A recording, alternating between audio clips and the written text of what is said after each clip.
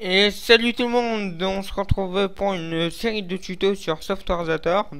Alors Softwarezator c'est quoi? C'est un logiciel qui permet de créer des logiciels euh, facilement, facilement et rapidement. Alors c'est avec ce logiciel que je crée mes logiciels que vous avez vus sur la chaîne ou sur le site. Donc, ce sera une petite série où je vais vous apprendre à utiliser Softwarezator et donc à créer vos propres logiciels. Donc, à la fin de cette série, normalement, vous saurez créer vos propres logiciels. Dans cet épisode, nous allons voir l'interface du logiciel. Alors, je suis en version 2014, c'est Softwarezator 2014. Je mettrai un lien dans la description si vous voulez le télécharger. Donc voilà. Alors c'est parti. Quand vous ouvrez le logiciel, vous tomberez ici. Donc c'est la page de démarrage, comme c'est écrit ici. Euh, alors, vous pouvez ouvrir un projet, vous pouvez créer un nouveau projet, ça, bon, vous savez le faire. Accueil, bon, bah là, c'est pareil. Ici à droite, vous avez des tutos sur les différents composants du logiciel, vous pourrez aller voir si vous voulez par vous-même. Donc voilà. Donc, la boîte à outils, je vais vous montrer ça tout à l'heure. Alors, juste un truc, oui, on va d'abord créer un nouveau projet. Donc, nous, on va créer un logiciel avec fenêtre. Logiciel avec console, c'est un logiciel enfin, avec la console Windows, comme c'est écrit. Donc, vous pouvez pas faire grand chose avec, mais c'est c'est c'est utile parfois. Donc nous on va aller dans logiciel avec fenêtre. On va choisir fenêtre vierge. Alors application complète, bon, vous avez la description. Je vais pas trop perdre du temps ici, hein. Donc l'application complète, c'est projet avec une fenêtre principale, un écran de démarrage et une boîte de dialogue. Donc voilà.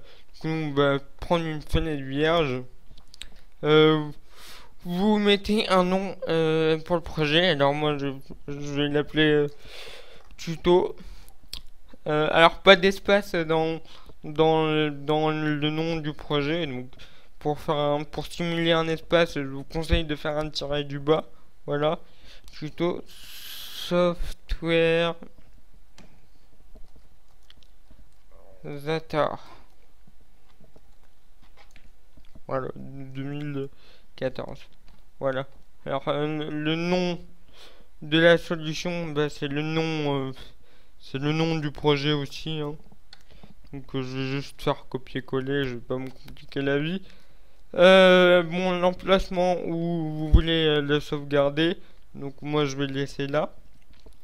Alors vous laissez créer une nouvelle solution et vous faites terminer. Alors voilà. Donc là c'est la fenêtre principale. Alors plus tard, on pourra changer la fenêtre principale si vous voulez. Donc là, c'est la première fenêtre qui va s'afficher quand je lance l'application. Donc voilà. Alors, édition, là c'est pour copier-coller. Bon, vous savez déjà le faire. Dans l'onglet projet, c'est là où ce sera le plus utile en fait. Les paramètres du projet. Alors, je vais ouvrir la fenêtre de paramètres du projet. En fait, là, c'est pour gérer, par exemple, pour mettre la version du projet, le nom du projet, changer la fenêtre principale, justement, mettre un logo pour le logiciel, mettre la description. Donc, tout ça, c'est dans les paramètres du logiciel. Alors, c'était un petit peu long à s'ouvrir parce que je demande un effort considérable à mon PC avec le record. Voilà. Donc là, bon, vous pouvez changer le nom du projet. Je vous le déconseille, mais bon, Après, c'est à vous de gérer. La fenêtre de démarrage, bah, vous pouvez le changer si vous voulez. Donc nous, on n'a qu'une seule fenêtre. Euh, mais vous pouvez le changer si vous voulez plus tard. Alors, écran de démarrage, euh, en fait, c'est la même chose. Je vois pas, je sais pas c'est quoi la différence en fait. Hop. Donc voilà, vous pouvez changer l'icône du logiciel là. Bon, je vais rester dans la fenêtre principale. Alors la boîte, la boîte à outils,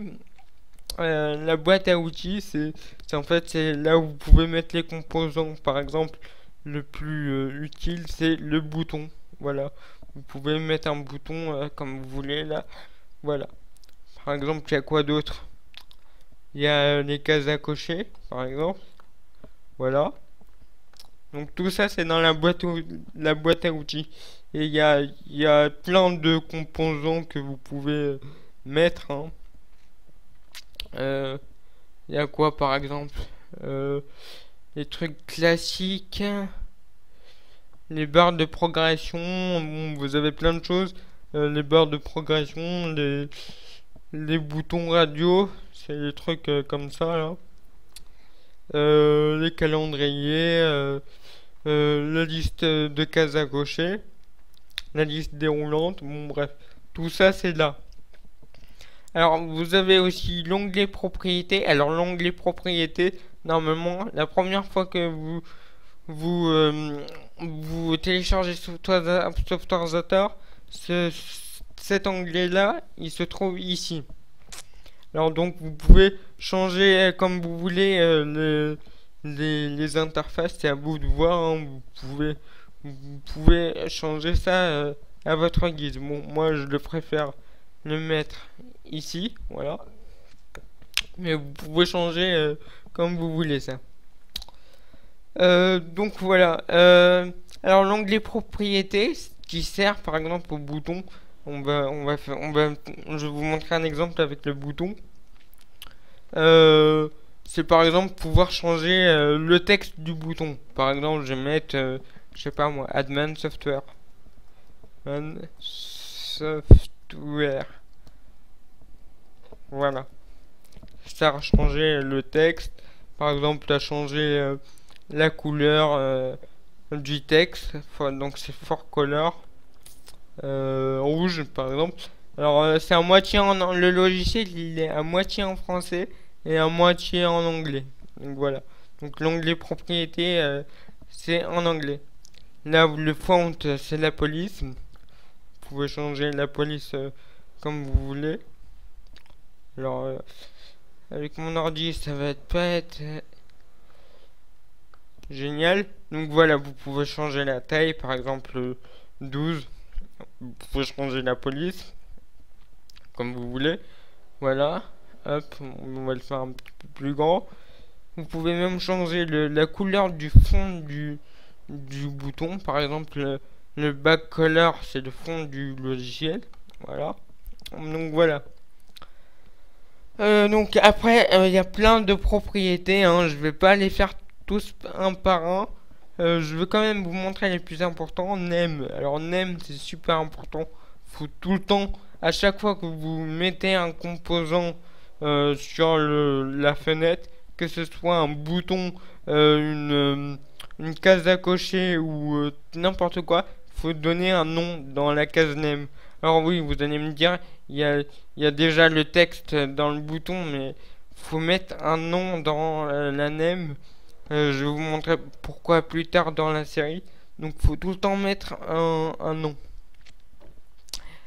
Par exemple, ce bouton là, je vais l'appeler Admin Software, tout simplement. Admin Software. Alors, dans name, dans la case name, les espaces sont interdits. Donc, pas d'espace. Voilà. Hop. Il y a quoi d'autre qui est important? Je pense que c'est bon. Ouais, c'est bon, voilà. Donc, l'onglet projet, alors vous avez paramètres, vous avez les gestions de variables. Alors, les variables, c'est je vous l'explique maintenant ou après? Les gestions, les variables, je vais vous l'expliquer plus tard. Bah, je vais laisser ça pour plus tard. Donc, ici, ces deux boutons là, ils sont importants. Donc, ça, je laisse de côté pour l'instant. Ici, générer le projet. Alors, générer la solution, c'est pour créer les fichiers du logiciel en fait. Voilà.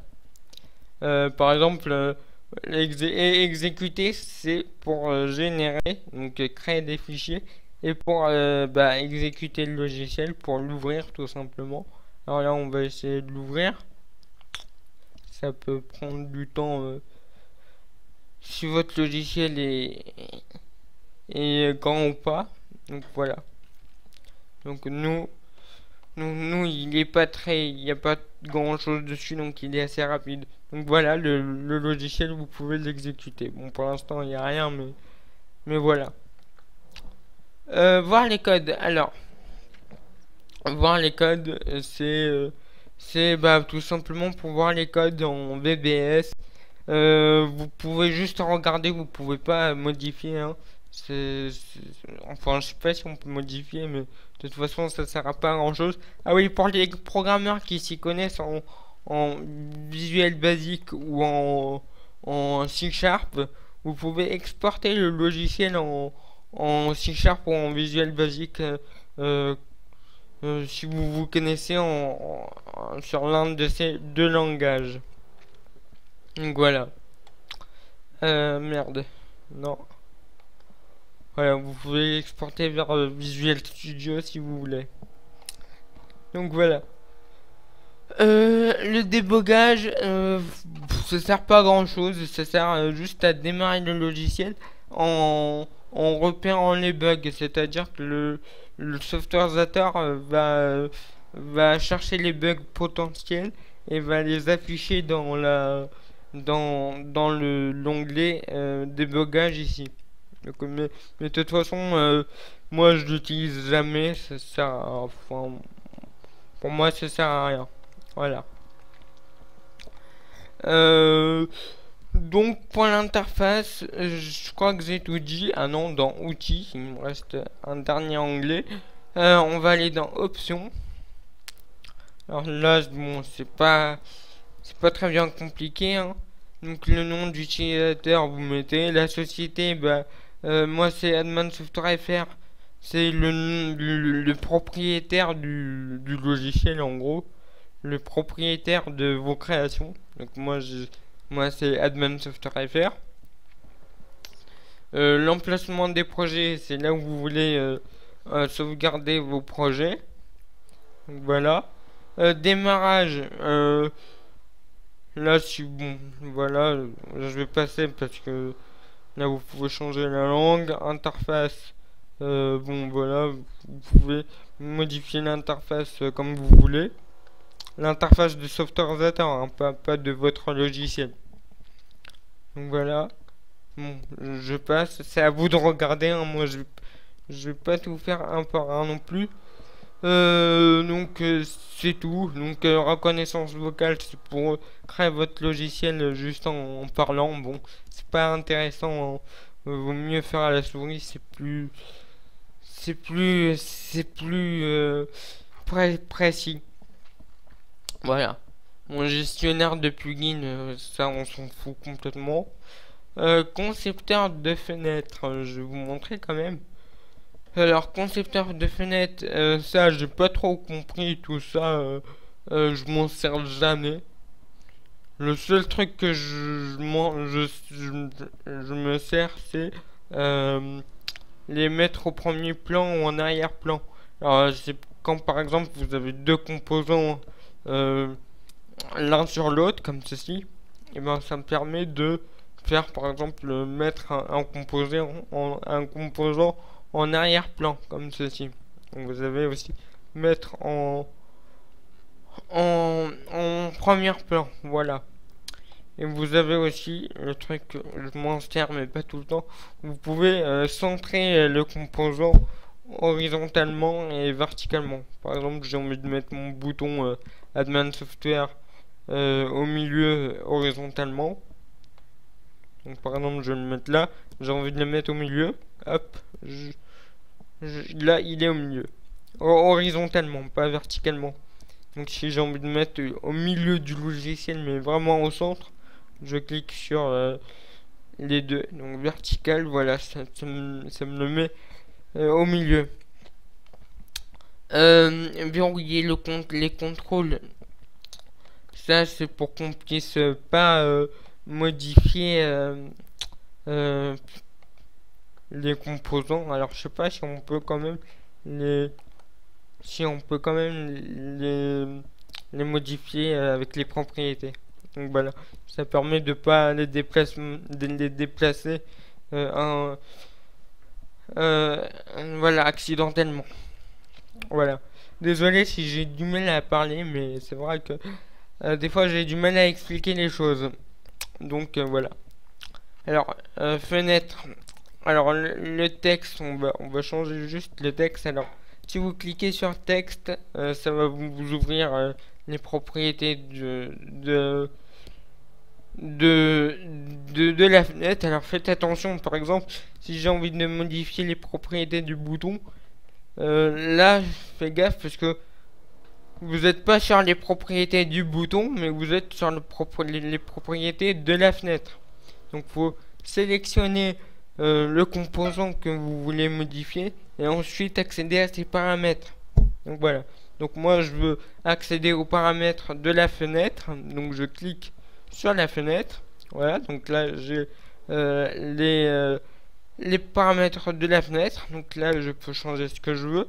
Le texte, bah, c'est le texte ici en haut. Je vais mettre par exemple fenêtre. Fenêtre. Non, je vais mettre tuto. Tuto. Software Zator. Zator. Voilà, et ça me l'a modifié ici. Voilà, donc on modifie le nom aussi. Toujours mettre un nom à vos composants, même les fenêtres. Moi je vais mettre fenêtre P pour fenêtre principale. Donc voilà, je crois que j'ai tout dit. Après c'est à vous de voir. Donc comme vous pouvez le voir, vous pouvez changer l'icône de la fenêtre. Alors chaque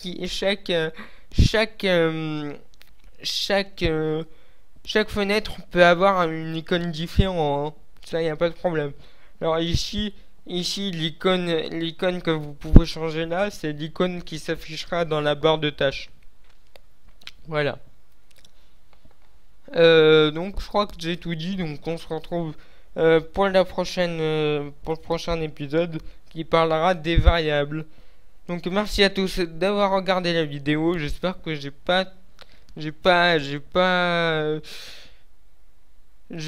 bien expliqué. Donc j'espère que j'ai bien expliqué. J'espère que vous m'aurez compris. Alors je vous ai pas tout montré, hein. Il y a d'autres trucs, hein, comme la gestion de base de données, mais bon, pour l'instant c'est un peu trop compliqué à ce stade là, donc on va voir ça dans les futurs épisodes de la série. Donc voilà, donc merci à vous d'avoir regardé l'épisode. N'hésitez pas à partager la vidéo, à mettre un j'aime, des commentaires. Si vous avez des questions, n'hésitez surtout pas à me les poser dans les commentaires. Et sur ce, je vous dis, je vous donne rendez-vous au prochain épisode. Allez, ciao!